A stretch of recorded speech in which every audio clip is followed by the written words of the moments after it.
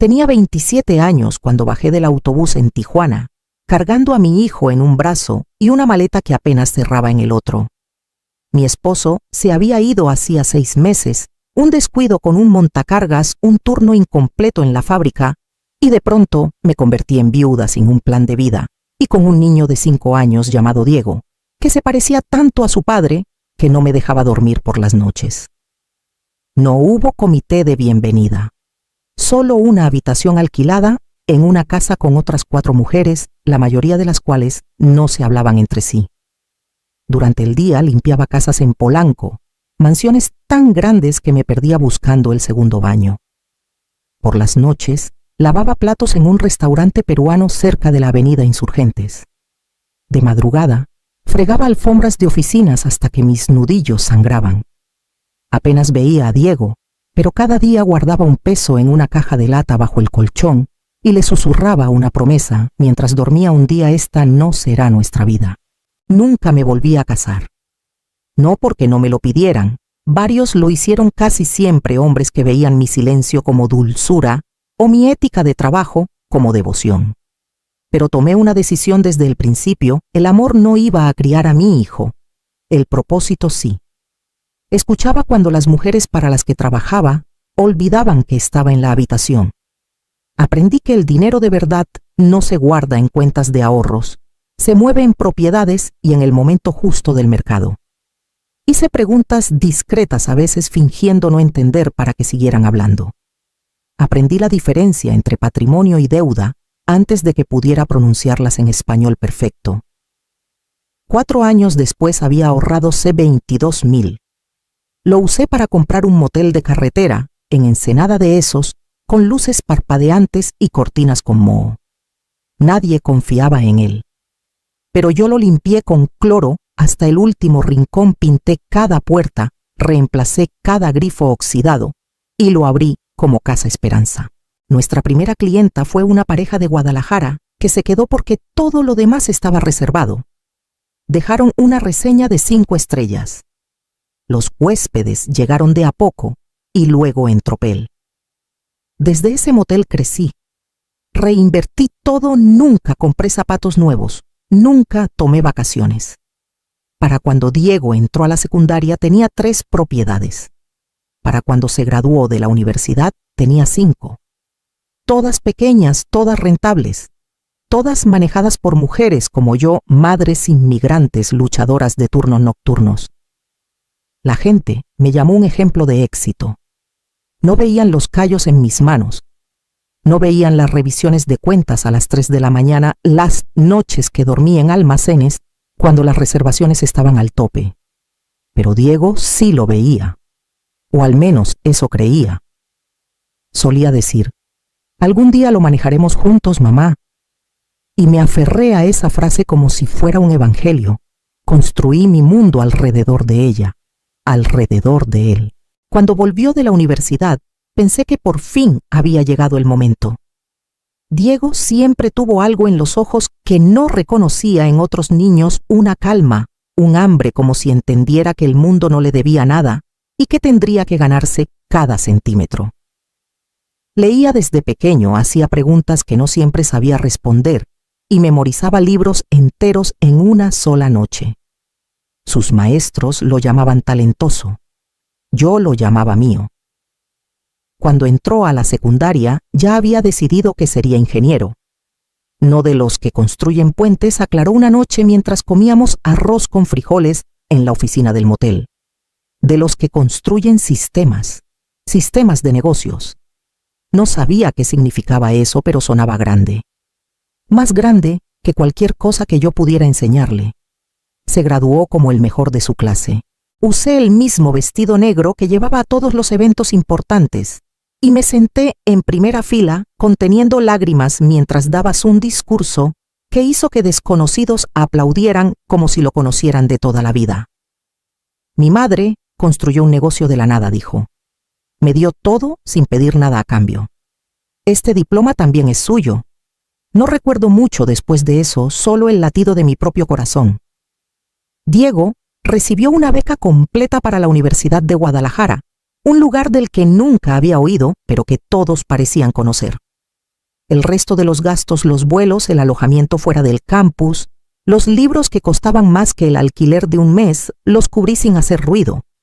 Vendí una de nuestras camionetas de servicio. Refinancié una de las propiedades más pequeñas. Le dije que no se preocupara. Él nunca preguntó de dónde venía el dinero. No esperaba que lo hiciera. Me llamaba cada semana durante sus primeros semestres. Me hablaba de profesores que lo hacían pensar diferente de compañeros que ya habían fundado sus propias empresas. Algún día manejaremos los moteles juntos, mamá decía siempre. Y yo le creía. Cada palabra. Así que cuando el contador me sugirió reestructurar la propiedad para ventajas fiscales, puse el nombre de Diego junto al mío en los 5 títulos. Se sentía correcto. Había crecido doblando toallas conmigo los fines de semana, memorizando sistemas de reservaciones antes de álgebra. Esos moteles no eran solo míos, eran su herencia. En su último año lo invitaron a hablar en una conferencia regional sobre tecnología hotelera. Voy a presentar ideas para agilizar los registros, me dijo con los ojos brillando. Si funciona, podríamos probarlo en Casa Marisol. Horneé sus empanadas favoritas y las llevé a su suite en un hotel del centro la noche anterior. Apenas levantó la vista de su computadora. Cuando llegó la graduación, le compré un traje a medida y reservé la azotea de uno de nuestros moteles para la fiesta posterior. Esa noche, mientras lo veía reír con amigos de mundos que yo nunca había pisado, me di cuenta de algo que no estaba lista para admitir. Diego ya no era solo mi niño. Se estaba convirtiendo en el hombre de alguien más. Y cuando me presentó a Valeria Montes el mes siguiente, supe que el cambio ya había comenzado. Entró con un abrigo color crema, que sabía que costaba más que mi coche. Sus tacones resonaban contra el piso como si fueran signos de puntuación, y su sonrisa era perfectamente calculada lo suficiente para parecer cortés, pero no cálida. La voz de Diego sonó demasiado alta cuando dijo: «Mamá, esta es Valeria». Me dio un beso rápido en la mejilla, casi como un trámite, y se hizo a un lado para que ella extendiera la mano. Su agarre era suave, pero distante, como si hubiera pasado la vida evitando los callos. «Un placer conocerte, señora Salazar», dijo, pronunciando cada palabra con cuidado, como hacen las personas que no están acostumbradas a hablar con alguien como yo. «Llámame Celestina», respondí sonriendo. «Señora Salazar era mi esposo». «Oh», dijo, deteniéndose justo lo suficiente para que el momento se sintiera incómodo. «Claro. Diego me contó que has tenido un camino interesante, limpiando casas, manejando moteles. Debe haber sido una experiencia que forja carácter». Diego soltó una risa nerviosa. «Valeria solo quiere decir que admira tu esfuerzo». No le di importancia. Había sobrevivido a cosas peores que un desprecio disfrazado. Pero la observé mientras miraba la habitación, las fotos de Diego con su uniforme de primaria, las decoraciones modestas que había recolectado de mercados de segunda mano y ventas de excedentes de hoteles. Su mirada era clínica, no cruel pero fría. Le ofrecí café. Lo rechazó. Se quedaron 1 hora. Habló de crecer en un rancho en Querétaro, de un internado en Suiza, de su interés en consultoría filantrópica. Preguntó si alguna vez había considerado cambiar la imagen de los moteles por una más moderna. Diego la miraba orgulloso, enamorado. Cuando se fueron, él me dio otro beso más breve esta vez y prometió que volverían a cenar la siguiente semana. No lo hicieron. En los meses siguientes, Diego comenzó a cambiar de formas que no podía describir. Empezó a usar trajes para desayunar en domingo.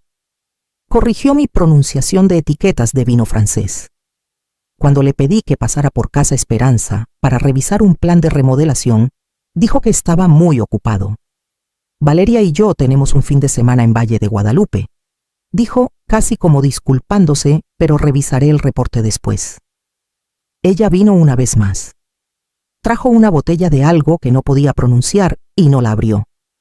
«Para tu colección», dijo, dejándola en mi mostrador como si perteneciera a otro lugar. Nunca preguntó por mi trabajo. No preguntó por Diego de niño. Preguntó si habíamos considerado instalar cerraduras digitales en todas las propiedades. Más tarde, cuando mencioné su frialdad, a Diego suspiró. No está acostumbrada a este tipo de ambiente. Dale tiempo. El tiempo no cambió nada. Diego dejó de invitarme a eventos públicos. Cuando pregunté por qué no me habían invitado a la cena de inversionistas que organizó en la propiedad de La Paz, dijo: ¿Sabes cómo es Valeria?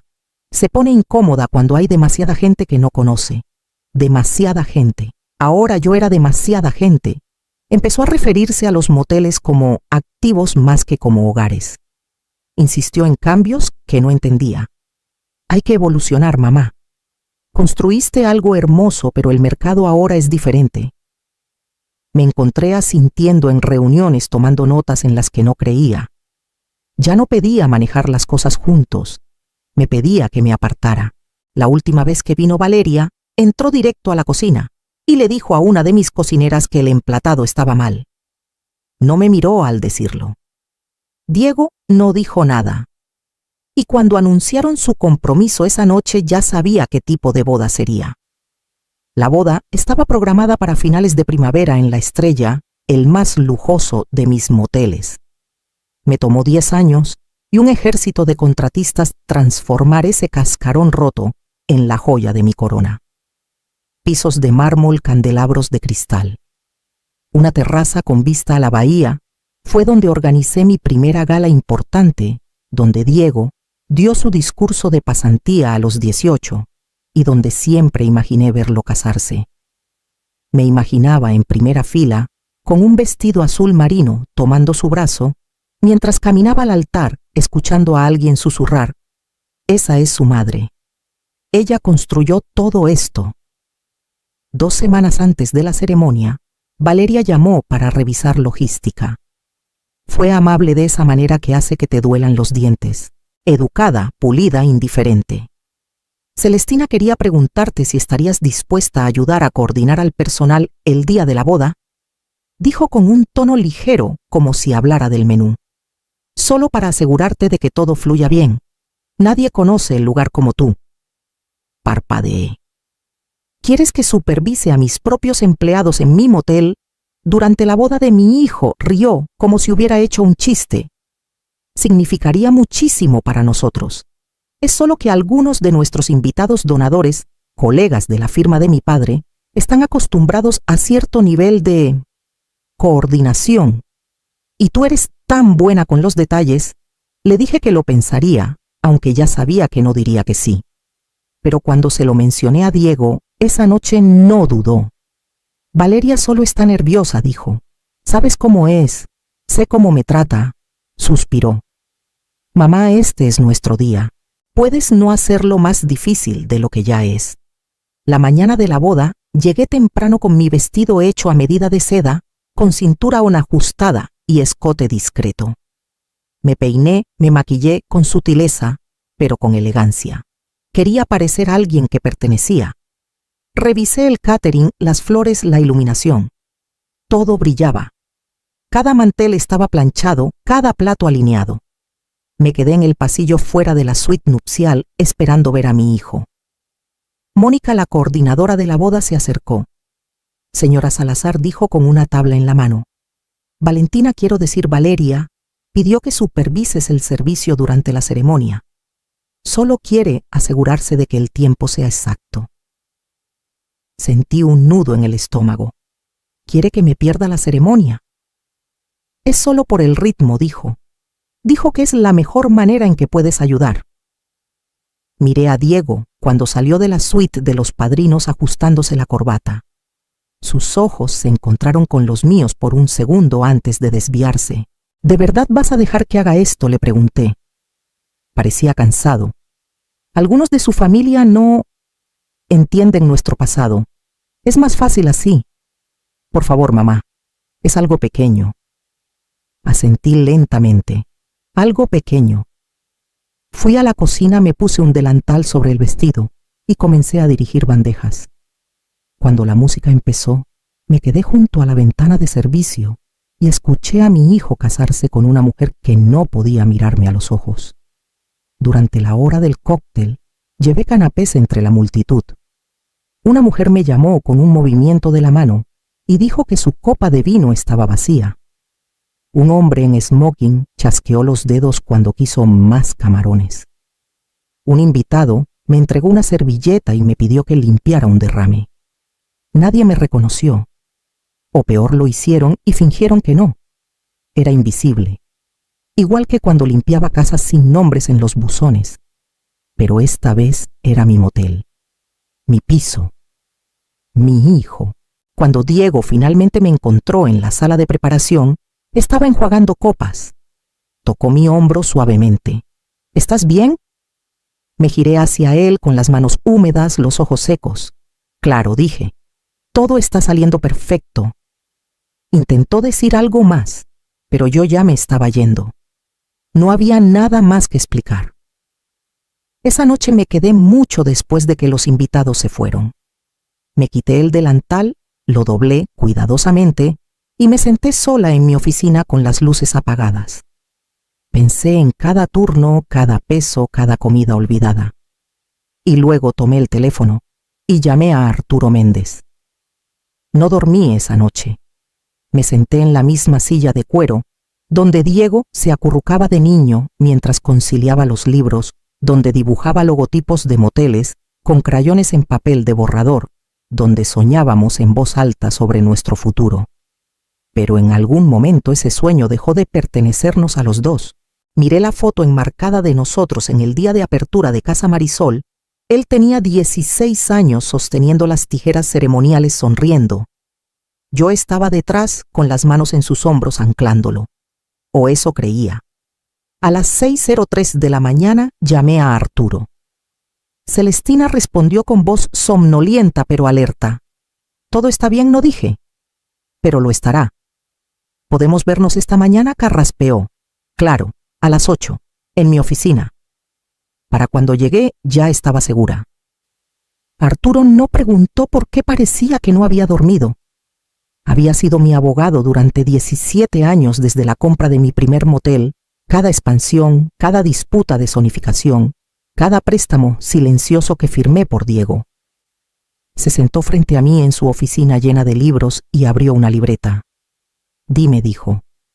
«Quiero cambiar mi testamento. Completamente». Su pluma se detuvo en el aire. ¿Hasta qué punto? Hasta la raíz, dije. Diego recibirá solo su parte legal, el mínimo. Todo lo demás, cada propiedad, cada cuenta, cada participación en el negocio, irá a una fundación. ¿Estás segura de ir tan lejos?, preguntó con voz calmada. Una vez firmado, la estructura es vinculante. No lo hago por enojo, dije. Lo hago por claridad. Construí este imperio para mi hijo. Pero él no ve su valor. No porque sea pequeño, sino porque viene de mí. Arturo dejó la pluma. ¿Qué tipo de fundación? Una que ayude a mujeres como yo. Madres solteras, inmigrantes, trabajadoras que no tienen días libres. Quiero que tengan un camino, un fondo, una mano que no venga con vergüenza. Asintió lentamente con comprensión en el rostro. Y los moteles seguirán operando. Las ganancias irán a los programas de la fundación. Préstamos para pequeños negocios. Becas para educación. Capacitación laboral.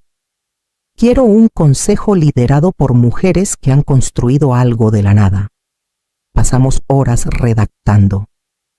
Él guió el lenguaje, pero las decisiones eran mías. La Fundación de Mujeres Salazar. 5 propiedades reestructuradas en un fideicomiso. Autoridad operativa transferida a un consejo sin fines de lucro. El nombre de Diego eliminado de cada cláusula de sucesión, excepto por el 5% que la ley exigía. Cuando firmé el documento final, Arturo lo guardó en una carpeta y me miró por un largo momento. «Estás tranquila», dijo. Nunca he estado más clara. Salí y dejé que el sol de la mañana me diera en la cara. Por primera vez en años me sentí libre, no porque le hubiera quitado algo a Diego, sino porque finalmente me había dado permiso para dejar de darle todo. Para el fin de la semana, la fundación tenía una cuenta, una oficina en el segundo piso de Casa Esperanza y una lista corta de candidatas para su primer consejo. Diego irrumpió en mi oficina 3 días después, con la corbata torcida, los ojos rojos, como si no hubiera dormido desde la boda. No tocó. Entró de golpe con una carpeta en la mano agitándola como una bandera de traición. «¿Pensaste que no me enteraría?», espetó. «El testamento, la fundación, lo reescribiste todo. Ya no estoy en los documentos de sucesión». No levanté la vista del libro contable que revisaba. «Sigues en los documentos», dije. «Solo no como esperabas». Dejó caer la carpeta en mi escritorio. «¿5%? ¿Me dejaste 5%? He trabajado en estos moteles desde que era adolescente».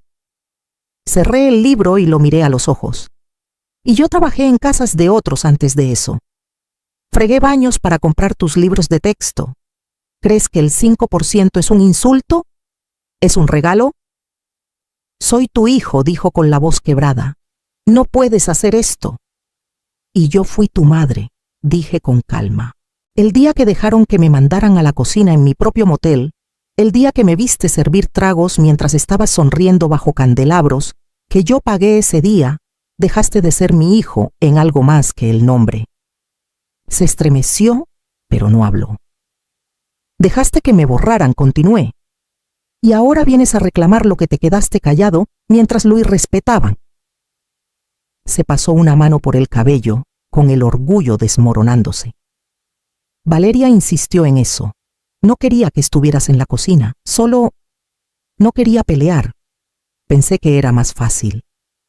«¿Más fácil para quién?», pregunté. «No solo lo permitiste, Diego, lo aceptaste.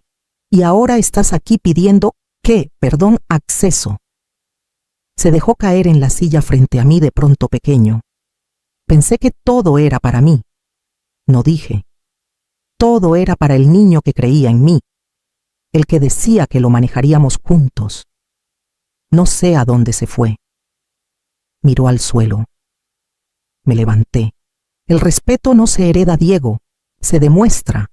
No discutió, solo se quedó ahí en silencio mientras pasaba a su lado y me dirigía a la sala de juntas donde el primer equipo de directoras de la fundación me esperaba.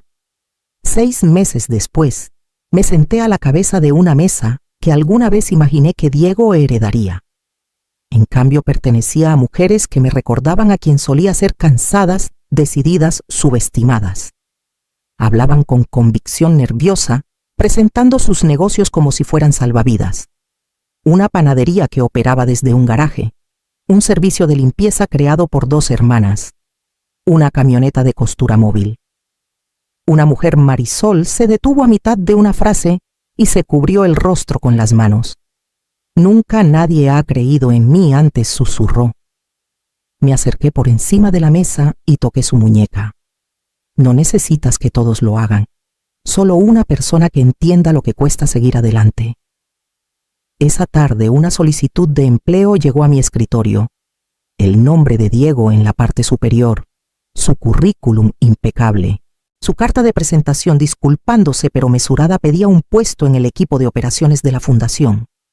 La leí 2 veces. Luego lo llamé para una entrevista. Hablamos como 2 profesionales. Le ofrecí una pasantía. Salario mínimo, sin título, sin promesas. Aceptó. Ahora archiva reportes, sigue a las directoras y escucha más de lo que habla. No sé si está listo para reconstruir lo que rompió, pero por primera vez en mucho tiempo está empezando donde debía, desde abajo.